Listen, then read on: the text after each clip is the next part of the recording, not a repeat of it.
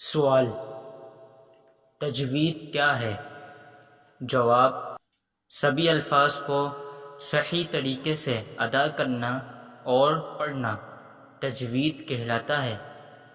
سوال نمبر 2: مخرج کسے کہتے ہیں؟ جواب: منہ میں جس جگہ سے لفظ نکلتا ہے اسے مخرج کہتے ہیں۔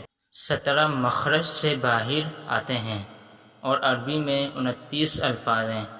سوال نمبر 3: مفردات الفاظ کتنے ہوتے ہیں؟ جواب: مفردات الفاظ 29 ہوتے ہیں۔ سوال نمبر 4: مستعلیہ الفاظ کتنے ہوتے ہیں؟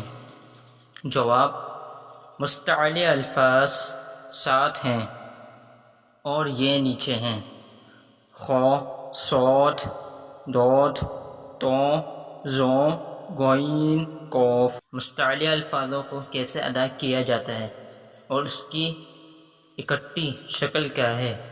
جواب: مستعلیہ الفاظوں کو بھاری آواز میں ادا کیا جاتا ہے، اس کی اکٹھی شکل یہ ہے: خص، دغ، کز۔ سوال نمبر 6: حرکات لفظ کا کیا مطلب ہے؟ زبر زیر پیش کو حرکات کہتے ہیں۔ So watching this video and like, subscribe and share. السلام علیکم ورحمۃ اللہ۔